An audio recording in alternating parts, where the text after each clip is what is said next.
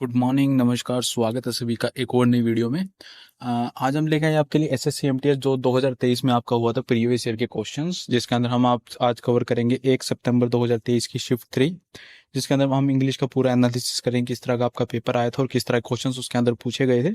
वो सभी चीज़ें हम आज इस वीडियो में कवर करेंगे। तो बिना टाइम वेस्ट किए हम चलते हैं अपने डायरेक्ट फर्स्ट क्वेश्चन की तरफ। सबसे पहला जो क्वेश्चन आपसे पूछा गया है वो है a soothing voice must convey both confidence and intimacy qualities which can be attributed to a few components। हमें यहाँ पे एरर ढूंढना है। तो एरर आपका हो जाएगा फर्स्ट पार्ट के अंदर ही। देखिए सबसे पहले ए लगा हुआ मतलब आर्टिकल, और वॉइस, वॉइस क्या है आपका एक नाउन। तो आर्टिकल और नाउन के बीच में क्या आएगा आपका एडजेक्टिव आएगा, और वर्ब की फर्स्ट फॉर्म कभी भी एडजेक्टिव का काम नहीं करती। तो सूथी यहाँ पे गलत हो जाएगा। जब आईएनजी लगेगा तो यहाँ पे ये एडजेक्टिव का काम करेगा, पार्टिसिपल बन जाएगा। तो a soothing voice must convey both confidence and intimacy qualities which can be attributed to a few key components। तो यहाँ पे सूथिंग आएगा, सूथी नहीं आएगा। तो ऑप्शन नंबर बी के अंदर हो जाएगा आपका एरर। चलते हैं नेक्स्ट क्वेश्चन की तरफ। नेक्स्ट क्वेश्चन जो हमसे पूछा गया है वो है एम्पैथेटिक। एम्पैथेटिक का आपको एंटोनियम बताना है। उससे पहले आपको मतलब पता होना चाहिए एम्पैथेटिक का मतलब क्या होता है। एम्पैथेटिक का मतलब होता है सहानुभूति। जिसको देख के आपको दया आ रही है, उसके ऊपर आपको सहानुभूति हो रही है किसी को देख के, वो था आपका एम्पैथेटिक। ऑप्शन आपके पास दिए गए हैं लोनली। लोनली का मतलब क्या होता है आपका अकेला। मर्सीलेसली क्या, मर्सीलेस क्या होता है, मर्सीलेस दयाहीन, जिसको देख के आपको दया ना आए। तो यही हो जाएगा इसका एंटोनियम। ऑप्शन नंबर बी हो जाएगा बिल्कुल आपका correct answer. Option number C है चेरिस्मेटिक। चेरिस्मेटिक क्या होता है, एक तरह का अट्रैक्टिव। हम यहाँ पे अट्रैक्टिव बोल सकते हैं चेरिस्मेटिक को, जो कि बहुत ही आपको देख के अट्रैक्ट हो रहे हो आप जिसकी तरफ, वो हो जाएगा आपका चेरिस्मेटिक। फ्रस्ट्रेटेड क्या होता है, फ्रस्ट्रेटेड होता है जब हम किसी एक्शन को बार बार कर रहे हैं और हम उसमें फेल हो रहे हैं तो हम फ्रस्ट्रेट हो जाते हैं। फ्रस्ट्रेट होता है फीलिंग ऑफ इरिटेबिलिटी और एंगर। हमें कोई चीज को कर कर हम इरिटेबल हो गए हैं और हमें गुस्सा आ रहा है, वो होता है हमारा फ्रस्ट्रेशन। फ्रस्ट्रेटेड हो जाएगा यहाँ पे आपका ऑप्शन नंबर डी। तो राइट आंसर आपका option number B, merciless. Next है हमारे पास the police inspector knows the ins and outs of the murder case. हमें यहाँ पे एडीएम बताना है इन्स एंड आउट्स का। इन्स एंड आउट्स क्या होता है, फुल डिटेल जब आपको किसी चीज की होती है उसको हम बोला जाता है इन्स एंड आउट्स। मतलब आपको उस चीज की पूरी डिटेल है, आपको उसके हर चीज का पता है, तो हो जाएगा आपका इन्स एंड आउट। ऑप्शंस देख लेते हैं। सबसे पहला ऑप्शन आपको दिया गया लॉज। लॉज यहाँ पे बिल्कुल गलत हो जाएगा। ऑप्शन बी आपका all the witnesses. All the witnesses का भी यहाँ पे कुछ इन्स एंड आउट से रिलेट नहीं कर पा रहे हैं हम। लॉयर्स एंड जजेस भी आपका नहीं रिलेट हो रहा। फुल डिटेल यहाँ पे आ चुका ऑप्शन नंबर डी। तो ऑप्शन नंबर डी हो जाएगा यहाँ पे आपका बिल्कुल करेक्ट आंसर। चलते हैं क्वेश्चन नंबर फोर्थ की तरफ। क्वेश्चन नंबर फोर्थ आपसे पूछा गया एरर से लेके, ही told me that he goes to the market to buy a laptop. उसने मुझे बताया कि वो मार्केट जाता है लैपटॉप को लेने। He told me that he goes to the market, वो मार्केट गया था, लेकिन यहाँ पे ही टोल्ड मी डैट है, तो ये इनडायरेक्ट स्पीच हो जाएगी और डैट के बाद ही गोज नहीं आएगा। या तो यहाँ पे आप ही हैड गोन कर सकते हैं, फिर he went to the market आ सकता है। तो यहाँ पे आपका एरर हो जाएगा सी डी के अंदर डैट ही गोज में आपका एरर है। या तो आप यहाँ पे कर सकते हो that he went to the market, या फिर he had gone to the market. तो ऑप्शन नंबर आपका डी हो जाएगा यहाँ पे बिल्कुल करेक्ट आंसर। चलते हैं हम अपने नेक्स्ट क्वेश्चन की तरफ। नेक्स्ट क्वेश्चन आपका है the energetic kitten is playful after having his breakfast. यहाँ पे जब किटन की बात हो रही है तो हिज नहीं आएगा, यहाँ पे इट्स आएगा। और कौन से वाला इट्स आएगा, वो आएगा आपका ऑप्शन नंबर ए वाला इट्स आएगा। तो ऑप्शन नंबर ए हो जाएगा यहाँ पे आपका बिल्कुल करेक्ट आंसर। चलते हैं नेक्स्ट क्वेश्चन की तरफ। नेक्स्ट क्वेश्चन हमसे पूछा गया है question number 6। It is commonly believed that democracy is the best form of the government. बहुत ही प्यारा एरर है ये, और बहुत ही इजी है, काफी एग्जाम्स में रिपीट हो चुका है इस टाइप का। तो गवर्नमेंट के सामने कभी भी आप दान नहीं लगा सकते, ये आपका बेसिक रूल है। It is commonly believe that democracy is the best form of government आएगा, ऑफ द गवर्नमेंट नहीं आएगा। तो ऑप्शन नंबर ए में हो जाएगा यहाँ पे आपका एरर। नेक्स्ट क्वेश्चन पे चलते हैं, क्वेश्चन नंबर 7।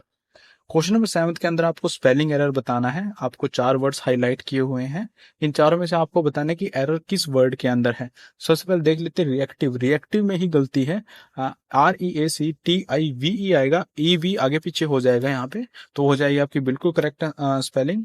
रेडिएशन की स्पेलिंग बिल्कुल सही है यहाँ पे, कंसंट्रेशन की बिल्कुल सही है, और वेजिटेशन की बिल्कुल सही है। तो ऑप्शन नंबर ए में हो जाएगा आपका एरर। चलते हैं हम क्वेश्चन नंबर 8 की तरफ। क्वेश्चन नंबर 8 हमसे पूछा गया है he said that I have finished my work. ये आपको सब्स्टिट्यूट करना है। आपको नीचे ऑप्शंस दिए गए हैं, वहां से आपको देख के बताना कौन सा ऑप्शन यहाँ पे फिट रहेगा। ही सेड दैट, सबसे पहले तो आपको पता लग रहा है कि इनडायरेक्ट स्पीच की बात हो रही है।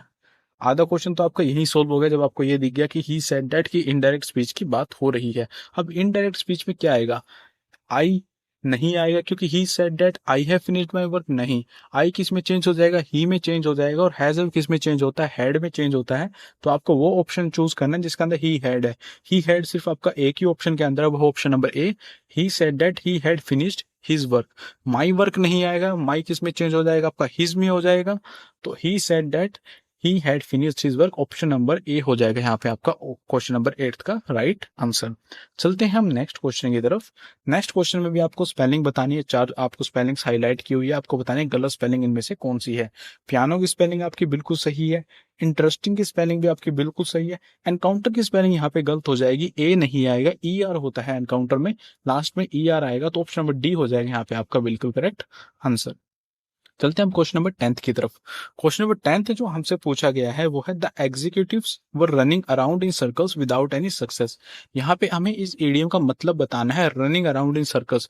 जब भी आप गोल चकेरे में घूम रहे हो, गोल चक्कर में आप घूम रहे हो, तो कोई रिजल्ट वहां पे नहीं निकलेगा। आप सिर्फ घूमते जा रहे हो सेम पोजिशन पे, तो वहां पे आपका कोई भी रिजल्ट नहीं निकलेगा। तो इससे ही आपका मतलब निकलेगा रनिंग अराउंड इन सर्कल्स। हम ऑप्शंस को देख लेते हैं।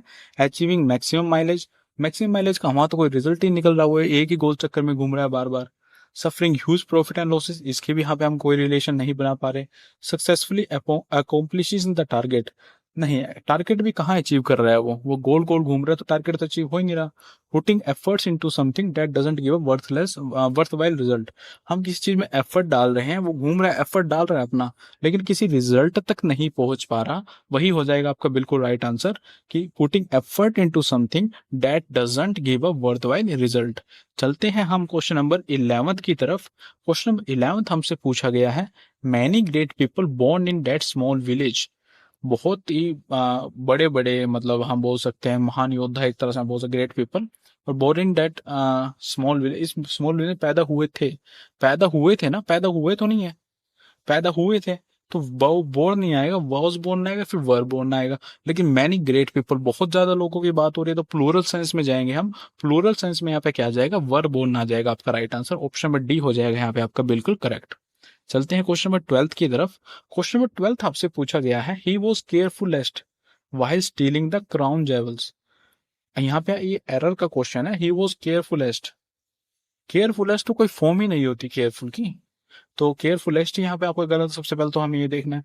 तो ऑप्शंस देख लेते हैं हम। He was more careful, he was most carefuller, he was carefuller, या फिर he was most careful. Option number A और डी से आएगा, ये तो आपको अभी तक पता चल गया होगा, हम आगे पढ़ लेते हैं।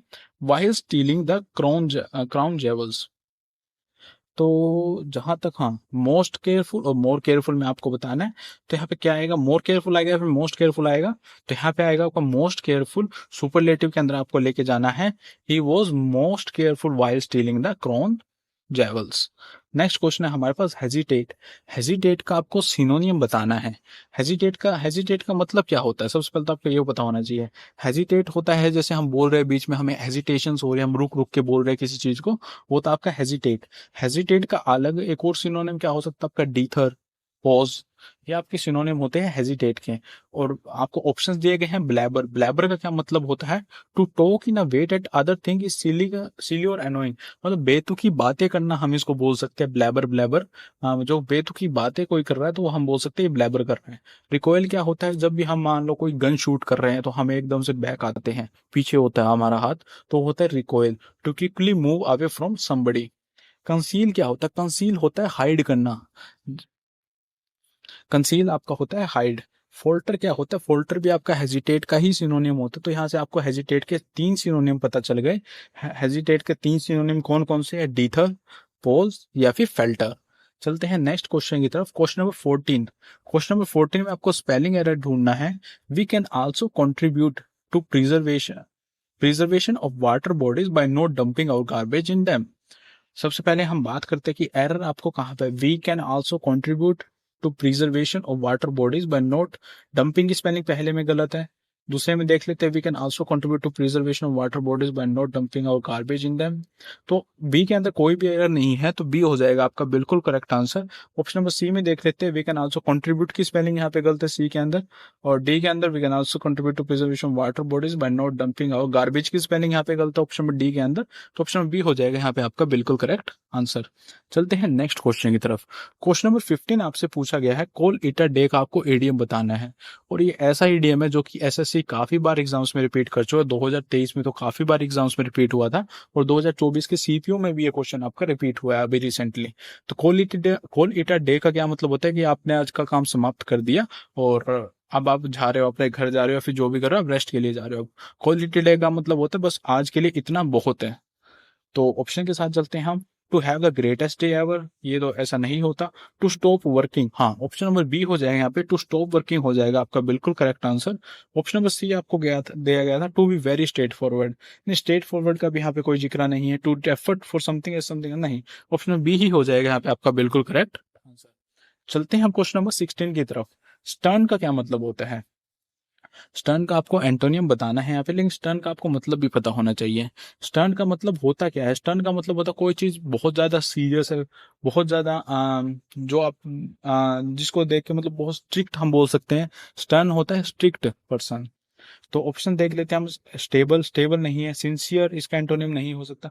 प्रोफाउंड क्या होता है? डीप और ग्रेट, बहुत ही गहरा, या फिर जिसका बहुत गहरा प्रभाव पड़े वो पर्सन होता है प्रोफाउंड पर्सन।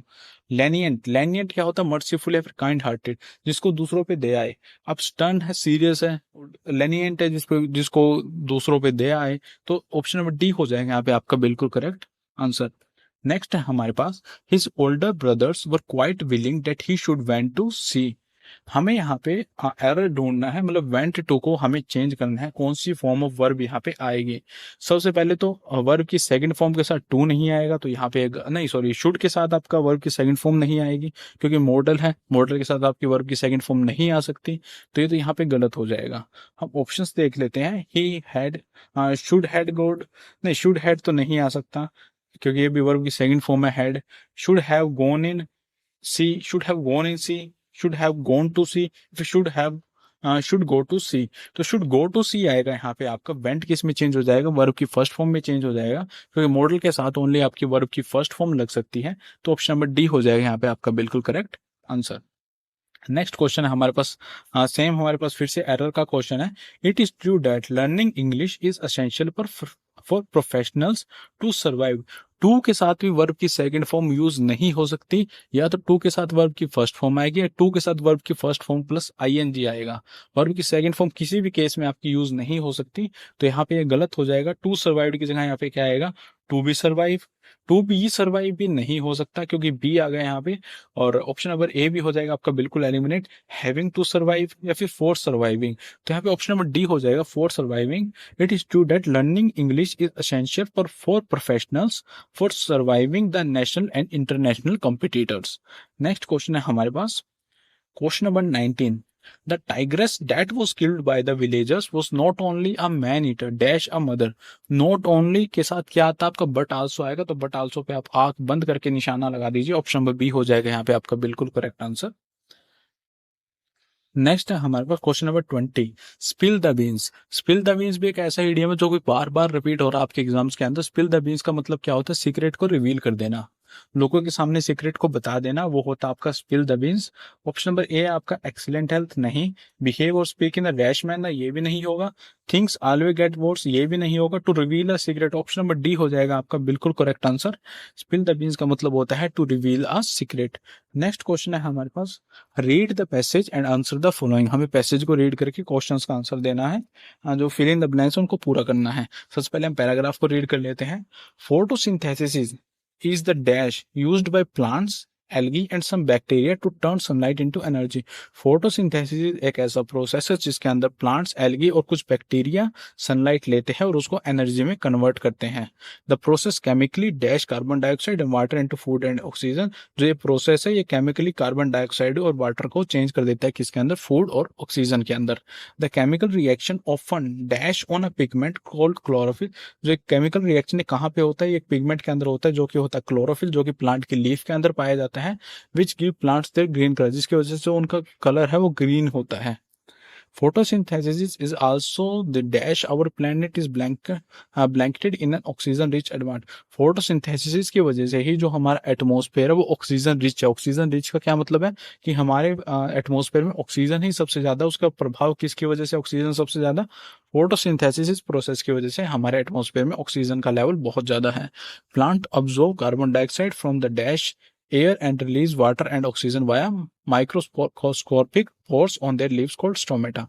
जो हमारे प्लांट से कार्बन डाइऑक्साइड को एब्जॉर्ब करते हैं और एयर कहाँ से एब्जॉर्ब करते हैं, एयर से एब्जॉर्ब करते हैं, और रिलीज क्या करते हैं, वाटर एंड ऑक्सीजन, वाटर और ऑक्सीजन को रिलीज करते हैं अपने माइक्रोस्कोपिक पोर्स की अंदर से, जो कि उनकी लीव्स के अंदर होते हैं, जिसको स्टोमेटा कहा जाता है। अब बात करते हैं क्वेश्चंस के।